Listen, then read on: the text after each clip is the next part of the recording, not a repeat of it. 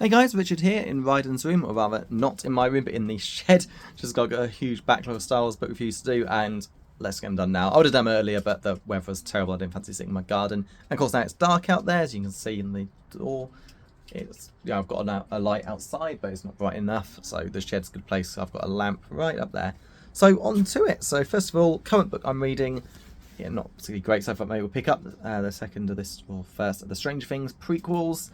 Yeah, not bad. New series on the way, final series, so thought I'd finally give it a read, boy, with good old-fashioned birthday money in cash as well. Okay, so on to the reviews. This is Star Wars The New Rebellion, and I really, really enjoyed this book. So I kind of picked this up because I was just going through the remaining Bantam era books I hadn't read around the OT, the tales of five of those books, which I'm actually down to just the last one, Crystal Star, the Callister trilogy, and then there was... oh, the Bounty Hunter Wars trilogy as well, so pretty much read all of them now, well, nearly all of them, and yeah, New Rebellion, I was impressed how good it is. Hardback, I just simply looked for the cheapest copy, and does much like my book Planet Twilight, it did say hardback in the description, but when I just searched, it was the cheapest one, and I wasn't too bothered that it was hardback. It made a bit of a pain carrying it around, getting to work and back without potentially ripping it. Has anyone has seen my Planet Twilight vid, when that goes up, the cover is an awful shape, so I just let my son destroy it more, and it's just a hardback book that's going to be thrown out because the book's terrible. Whereas this, I'm selling it, absolutely love the book, maybe I'll get in paperback some time, but my bookshelf's kind of a bit full, to be honest. But I'm reading other books I suspect I may be getting rid of, like Mercy Kill, because much like the X-Wing books, it's set in the dreaded Denningverse era, after Legacy of the Force, so much like Millennium Falcon, really good story, but putting itself after NJO or before NJO. Unfortunately, it's tied to the events of Legacy of the Force, no matter how good, a job James Luceno did. It's set in a bad timeline, and my worry is Mercy Kill is the same, even if it doesn't focus on, any of the characters, like the Jedi from that time. It's focused on, like, what's the new Wraith or Rogue Squadron pilots, or the old ones, etc. But yeah, we'll see. Maybe I'll revise eventually. But, yeah, still in a bit at the moment. It hasn't sold, so who knows. But on to it. So yeah, this is actually a really good book. I just figured, yeah, it looks alright. New Rebellion, another planet's destroyed. Not planets, like millions of people on the planet are destroyed. It's another Death Star type weapon, and no, it was so much better than that. But basically, the gist is it's a Dark Jedi who's doing it. Someone who's like gaining in power through his like excessive use of the dark side. And my wife's just watching Celebrity Traitors in there. She's checking she's coming out because one of my ferrets. You might even be able to hear in the background. Yeah, that noise. It's a general chattery noise while eating, but Easby was making it when he wasn't eating and was a bit worrying, so we gave him medication, antibiotics, and he's doing a lot better. But my wife has to come in and help. We'll both give him the antibiotics soon, which he naturally doesn't like, having a syringe put in his mouth. So yeah. Anyway, onto the book, New Rebellion. It's a really good story. Plot's a bit dodgy in that the Senate Temple gets bombed, Leia's nearly killed, the blame gets thrown on Han Solo. Reminds me of these Rebel Force young adult books I listened to a few months ago, and basically the same thing happens. You think, come on, who would buy this? This is like right after New Hope. Han is like clearly a good guy now, or so if you wanted to doom the New Republic, you'd let the TIE fighters shoot Luke down, didn't, etc. It's like, why are they suspecting him? And it's similar sort of thing in this, like, no one could possibly believe that Han is a bad guy now, especially now, years after. Although Leia's court has like gotten several former Imperials involved. Leia doesn't trust former Imperial staff members because whether they were genuinely forced into doing terrible things or not. Obviously, Leia's got a bit of bias because she fought against the Empire destroyed her planet, etc.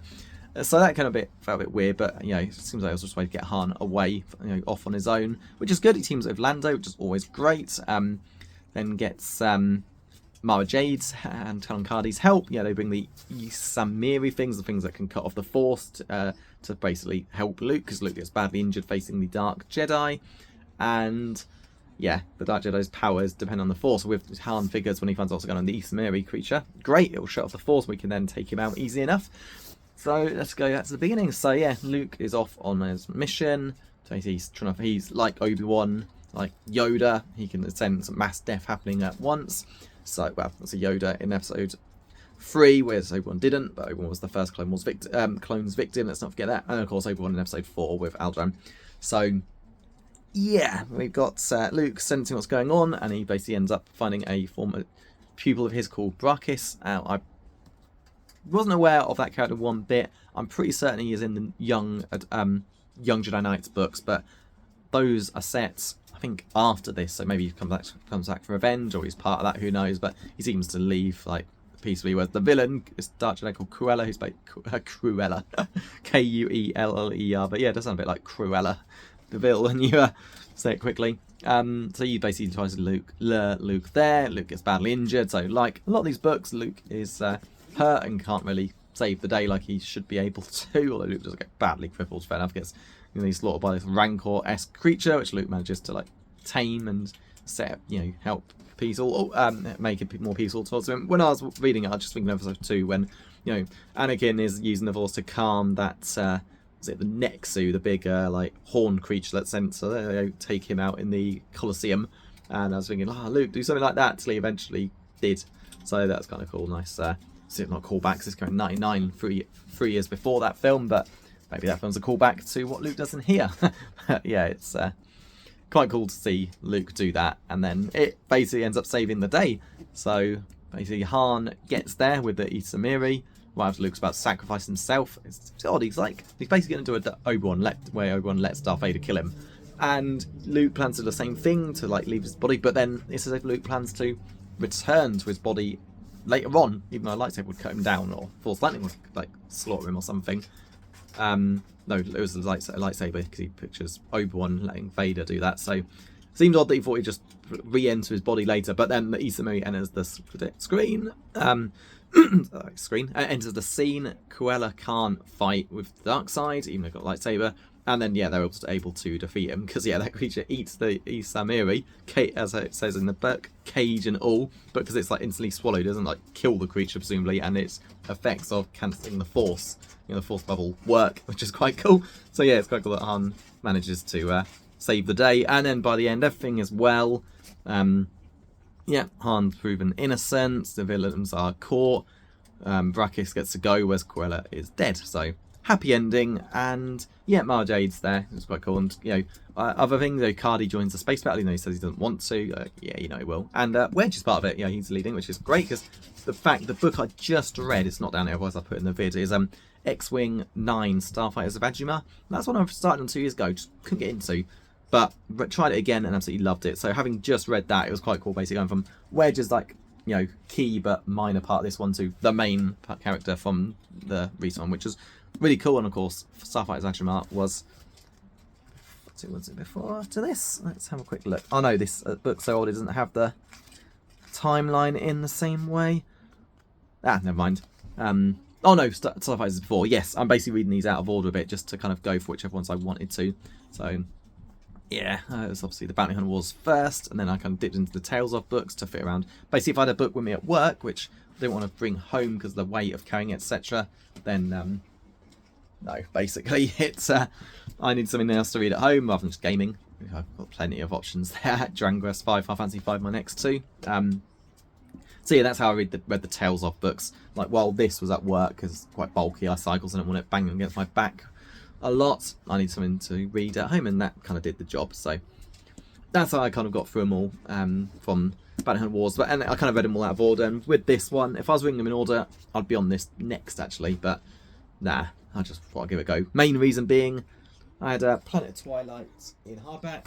I thought I'd read the other hardback. That's my sole reason for reading this one next after Planet of Twilight. But it worked out quite well because I actually really enjoyed this book, which made up for Planet of Twilight being so bad. And then Starfighters Adjumar is a sweet follow-up. So that's basically it. So it's all good. At least unlike something like Crystal Star, Leia's children weren't kidnapped again. No, in fact, she sent them to safety with Winter to another planet, which was pretty cool. So next book is going to be X-Wing Mercy Kill, and then the Black Fleet Crisis trilogy, which I'll send them to read next, but I figured I just finished X-Wing 9, that's just a X-Wing 10, it kind of finishes that, and then it's a 1 rather than a trio, but we'll see. I hope I like it, but I have a feeling this will go the way of Millennium Falcon. So that is it. So really good book. Maybe I'll buy it again, probably from that same guy or woman. I bought this recent one, Darksaber, which I absolutely loved, so I wanted a new copy, like brand new. Maybe I'll do the same thing with this, but paying paperback, this is like 530 pages, which is kind of insane, because in the hardback, it was yeah, 380, about 390 nearly, and I just assumed the text would be a bit smaller, about 500 pages. That takes so much space on my shelf up, so who knows. Thank you for my Instagram friends who point that out. So yeah, that is it. So quite a long review because I had a lot more to say with this book, and yeah, it's just a really good one. And that skull is basically not just all the death, which it is, it's symbolising that, it's also just the mask of the bad guy who wears like a giant skull mask. But yeah, that's it. So I'll see you in the next one.